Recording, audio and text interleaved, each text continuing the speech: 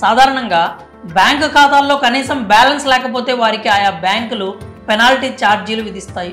ఈ పెనాల్టీ విషయం ఒక్కో నగరంలో ఒక్కో విధంగా అమలు పరుస్తారు. గతంలో కూడా ఇలా జీరో బ్యాలెన్స్ మెయింటైన్ చేసే వారి ఖాతాలు, ఇన్యాక్టివ్లో ఉన్న వారి ఖాతాల గురించి ఆర్బీఐ కొన్ని నియమాలను ఆదేశించింది.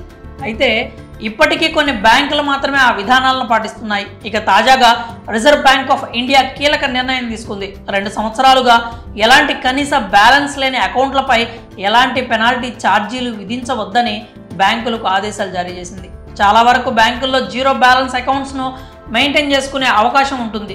అయితే బ్యాంక్ అకౌంట్స్లో మినిమం బ్యాలెన్స్ను కూడా మెయింటైన్ చేయాలి. జీరో బ్యాలెన్స్ విషయమై శాలరీ అకౌంట్స్కు ప్రత్యేక హక్కు ఉంటుంది.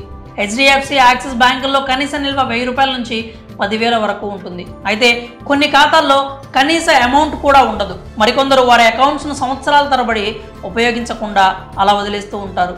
కొన్నిసార్లు అకౌంట్ క్రియేట్ చేసిన సంగతి కూడా మర్చిపోతూ ఉంటారు. అప్పుడు ఇలా ఎక్కువ కాలం ఉపయోగించని అకౌంట్స్కు ఫైన్ వేస్తూ ఉంటారు బ్యాంక్ అధికారులు. దీనివల్ల వినియోగదారులు నష్టపోవాల్సి వస్తుంది.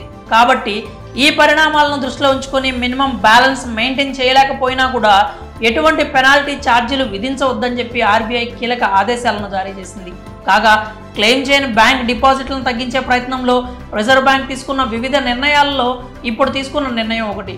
అలాగే తర్వాత ఆర్డర్లో స్కాలర్షిప్ నిధులను స్వీకరించడానికి క్రియేట్ చేసిన బ్యాంకు ఖాతాలను కూడా ఇన్యాక్టివ్ బ్యాంకు ఖాతాలుగా మార్చడానికి వీలు లేదని ఆర్బీఐ ఉత్తర్వులు జారీ చేసింది. సాధారణంగా 2 ఏళ్ల వరకు ఏదైనా బ్యాంకు ఖాతాను ఉపయోగించకపోతే బ్యాంకులు వాటిని పనిచేయని ఖాతాల కింద పరిగణిస్తాయి. దీని కారణంగా ఖాతాదారులు ఇబ్బంది పడాల్సి వస్తుంది.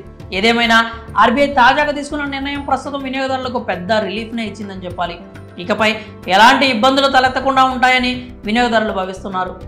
మరి పనిచేయని ఖాతాలకు కూడా కనీస ఛార్జీలను విధించకూడదని ఆర్బీఐ తీసుకున్న నిర్ణయంపై మీ అభిప్రాయాలు ఏంటో కామెంట్స్ రూపంలో తెలియజేయండి.